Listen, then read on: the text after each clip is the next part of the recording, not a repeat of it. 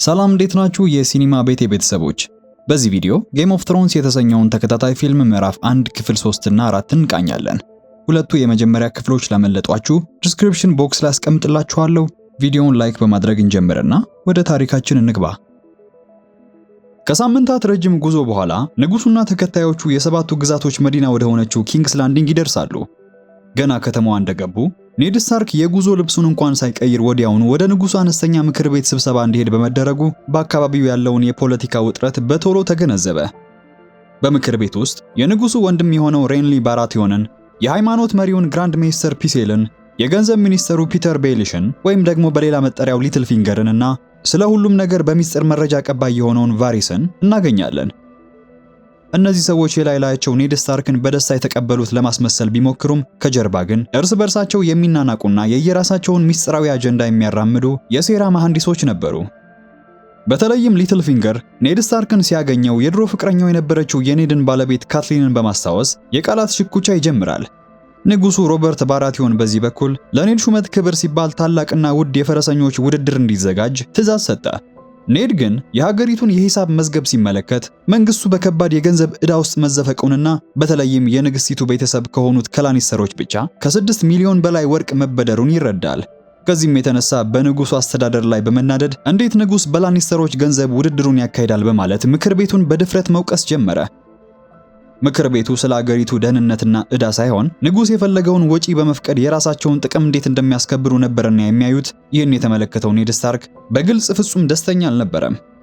ይህ የመጀመሪያው ስብሰባ በደቡቡ ዓለም ያለው ፖለቲካ ከሰሜኑ ግልጽነትና ታማኝነት በተቃራኒ ምን ያህል በውሸትና በሴራ የተወሳሰበ መሆኑን በግልጽ ያሳየው ቆይታ ነበር።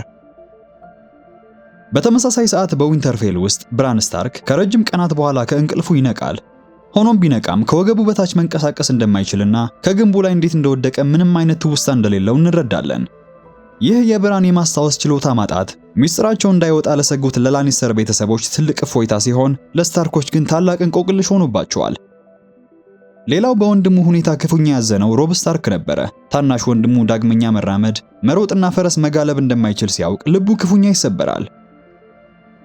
ብራን ባልጋ ላይ ተኝቶ ተስፋ በቆረጠበት በዚህ አስቸጋሪ ወቅት ኦልድ ናን የተባለችው ታሪካዊት አሮጊት አገልጋይ ለብራን ረጅሙ ሌሊት ስለሚሉት ጊዜና ስለ ዋይት ዎከርስ ዘግናኝ ታሪኮች ስትነግረው ነበር።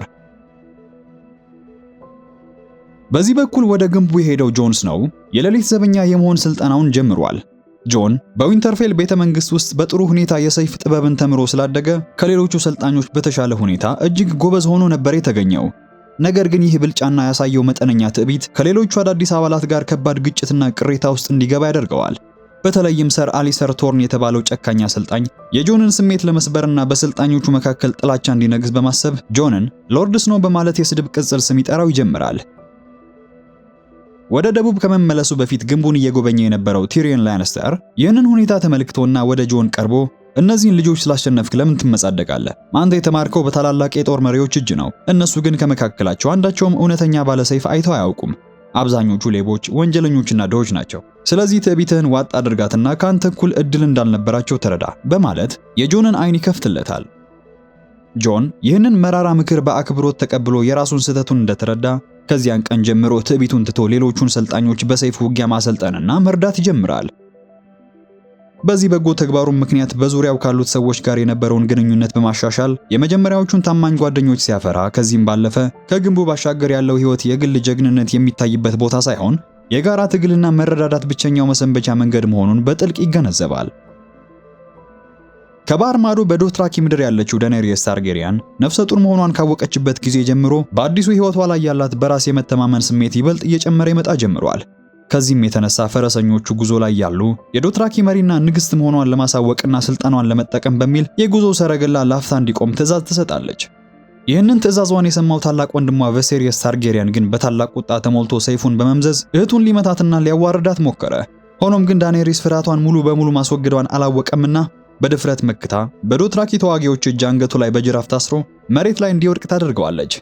ቪሴሪየስ እህቱ አሁን የኃያሉ ካልሚስት የፈረሰኞቹም ንግስት እንጂ ያቺ የሱ ታዛዥ ባሪያ መሆኗ እንደቀረ ሲረዳ ክፉኛ ቢናደድም የዶትራኪ ተዋጊዎች ለንግስታቸው ያላቸው ታማኝነትን ሲረዳ ግን በውስጡ ታላቅ ፍርሃት ይጭርበታል። ከዚህ በኋላ ሰር ጆራ ሞርሞንት የተባለው ታማኝ የግል ጠባቂዋ የዳኔሬስን ጥንካሬና ጀግንነትን እያደነቀ ይመጣል። ነገር ግን ከዚህ በጎ ገጽታ በስተጀርባ እንደተለመደው ሌላ አደገኛ ሴራ ዳኔሬስ ላይ የተካሄደ ነበረ።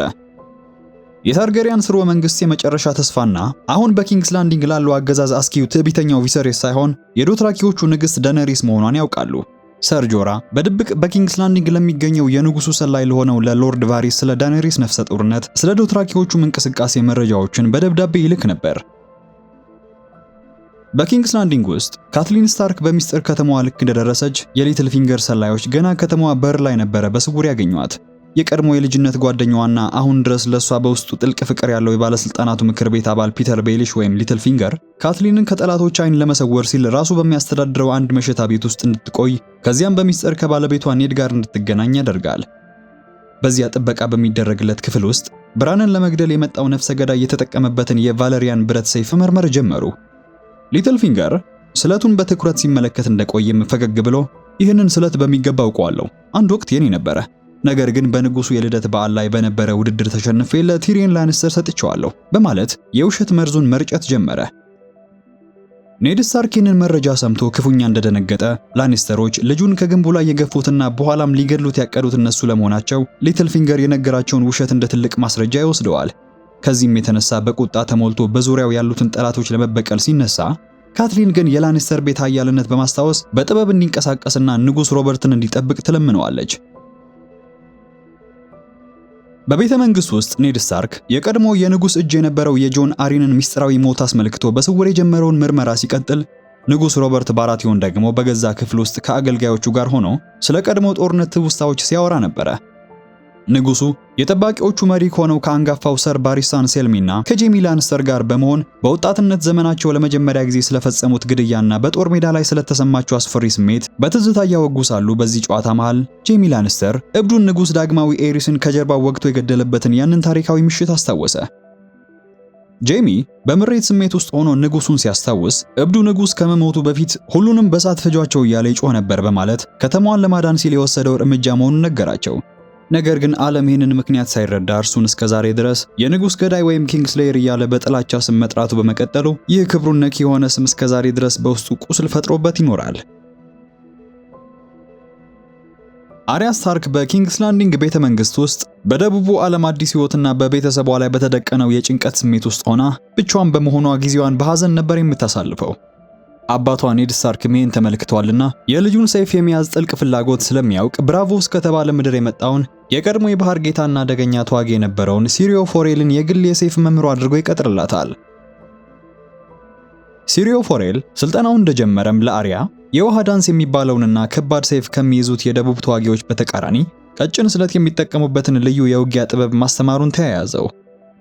የእንጨት ሰይፉን ሰጥቶ ልምምዱን ሲጀምርም ውጊያ ማለት ከጉልበት ይልቅ ፍጥነት፣ ብልሃትና ሚዛንን መጠበቅ ነው እያለ በራስ መተማመኗን ከፍ ያደርገው ነበረ። በዓለም ላይ ሞት የሚባል አንድ አምላክ ብቻ ነው ያለው እንዳላትም ልቧ እንዳይሰጋ በማለት በውጊያ መሃል ሞት እንኳን ቢመጣ መሞቻዬ ዛሬ ስላልሆነ አትወስደኝም ነው መልሳችን የሚሆነው በማለት ከልክ ባለፈ የራስ መተማመን በውስጧ እንዲሰፍን አደረገ። ኔድ ስታርክም በዚህ በኩል ልጁ አርያ ከእንጨት ሰይፉ ጋር ስትለማመድ ስትወዛወዝና ስትዘል ከሩቅ ሆኖ በደስታና በፈገግታ ይመለከታት ነበረ። ነገር ግን የእንጨት ሰይፎቹ እርስ በርሳቸው የሚፈጥሩት ያ የውጊያ ድምጽ በኔድ አእምሮ ውስጥ የቀድሞ የጦር ሜዳ ጩኸት፣ የሰይፍ ግጭትና የሰዎች እልቂት ትዝታው በውስጡ ይቀሰቅስበታል። በሌላ በኩል ሳንሳ ስታርክ በንግስት ሰርሲ ላንስተር የቅንጦትና የደቡቡ ስልጣን ተጽዕኖ ስር ወድቃ ስለ ወደፊቱ የንግስትነት ህይወቷና ስለ ልዑል ጆፍሪ ያላትን የልጅነት ህልሟን ማሰቧን ቀጥላለች። ሳንሳ ግን በቤተ መንግስት ውስጥ ያለው የሴራ ተንኮል ምን ያህል ጥልቅ እንደሆነ የምታውቀው ነገር አልነበረምና በዙሪያዋ ያሉትን ጨካኝ ሰዎች ሁሉ እንደ ደግ ጓደኛ ለማየት ጥር ነበር። በግንቡ ላይ ያለው ቲሪየን ላኒስተር ወደ ደቡብ ለመመለስ የመጨረሻ ዝግጅቱን እያጠናቀቀ ባለበት የሌሊት ዘበኞች ታላቁ አዛዥ ጆር ሞርሞንት ስለ ሰሜኑ አደጋ ያለውን ጥልቅ ስጋት ይገልጽለታል። አዛዡ ክረምቱ እየመጣ መሆኑን፣ ከግንቡ ባሻገር ያሉት የዱር ሰዎች ወደ ደቡብ እየሸሹ መሆናቸውንና በበረዶው ውስጥ የሚንቀሳቀሱት አስፈሪ ፍጥረታት መታየታቸውን ሲገልጽለት ቲሪየን መጀመሪያ ላይ ጉዳዩን ቀልድና ተረት አድርጎ ለመመልከት ሞከረ። ሆኖም የአዛዡን ፊት አይቶ ሁኔታው የእውነት መሆኑንና ግንቡ ተጨማሪ ሰራዊት እንደሚፈልግ በመረዳቱ ወደ ኪንግስ ላንዲንግ ሲመለስ ጉዳዩን ለንጉሱ እንደሚያደርስ ቃል ይገባለታል። በዚህ ሰዓት ጆን ስኖው ወደ በረዷማው ደን በጥልቀት ቃኝቶ ለመመለስ ብቻውን እየተነሳ ያለው አጎቱ ቤንጀን ስታርክን እየተሰናበተው ነበረ። ጆን ከአጎቱ ጋር አብሮ ወደ ግንቡ ባሻገር ለመሄድ በመፈለጉ አጥብቆ ቢለምነውም ቤንጀን ግን በግንቡ ላይ ባለው ጥብቅ ሕግ መሰረት ጆን ገና አዲስ ሰልጣኝ በመሆኑ እዚያው እንዲቆይ ያደርገዋል።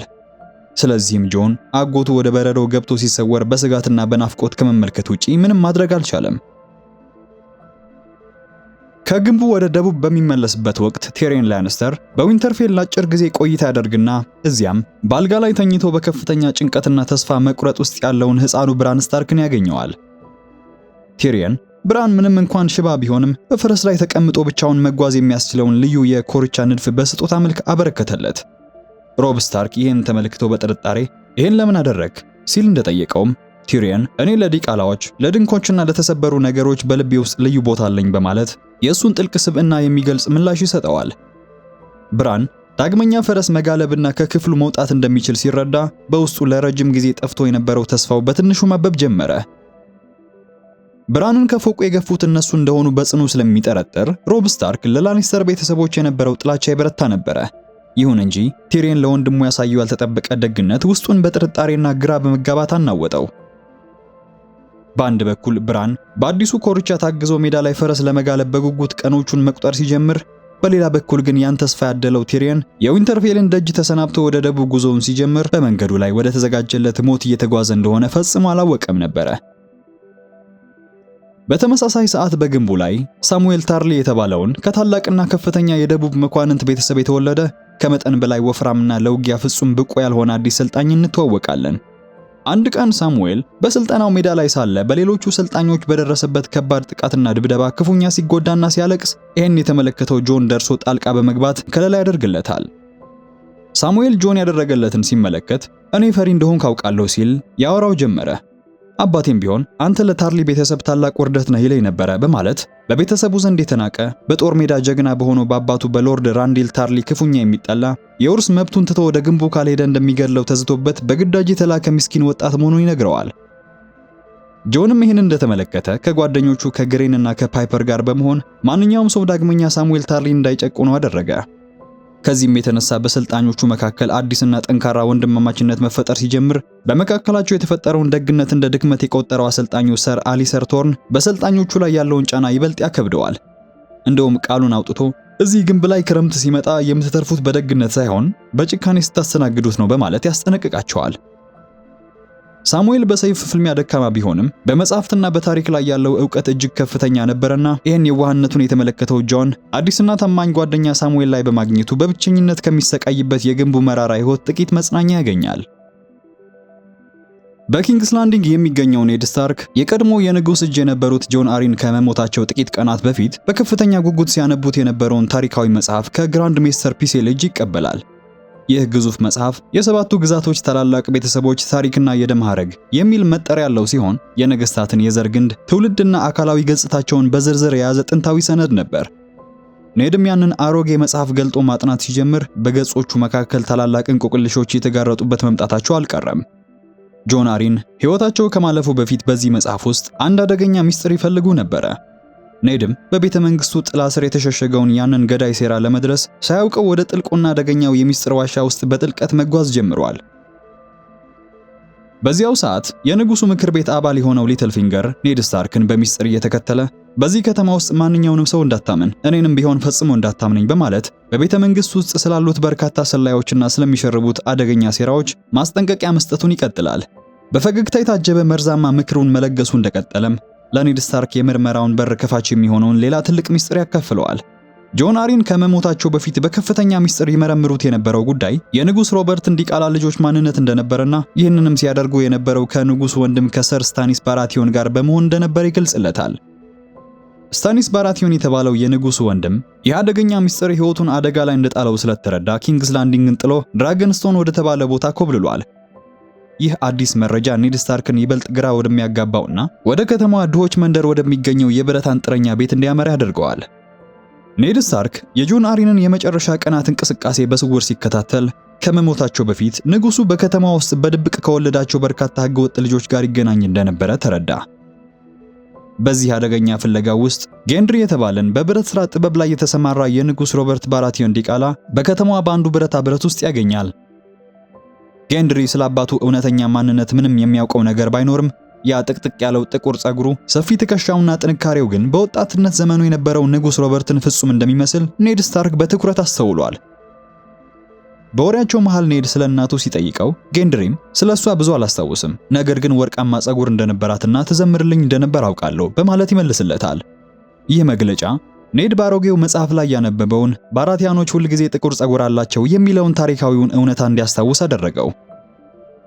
ኔድ ከቦታው እንደወጣም ጆን አሪን የተገደሉበት ያ ሚስጥር ከንጉሱ እውነተኛ ዘርና ከብረቱ ዙፋን ህጋዊ ወራሾች ጋር በቀጥታ የተያያዘ መሆኑን ተረዳ። አሁን ሴራው እየተፈታ መሆኑን እንዳስተዋለም በቤተ መንግስቱ ዙሪያ ባሉ ነፍሰ ገዳዮችና አማካሪዎች ሳይነቃበት እውነቱን እስከ መጨረሻው ለማውጣት በታላቅ ጥንቃቄ ምርመራውን መቀጠል እንዳለበት ይወስናል። ከባህር ማዶ በዶትራኪ ምድር ቪሴሪየስ ታርጌሪያን እህቱ ዳኔሪየስ በህዝቡ መካከል ያላትን ታላቅ ክብርና ተሰሚነት እያየ በቅናትና በንዴት መቃጠሉ ቀጥሏል። ታዲያ አንድ ቀን ቪሴሪየስ የበታችነት ስሜቱን መቆጣጠር አቅቶት እህቱን በንዴት ሊመታትና ሊያጠቃት ሞከረ።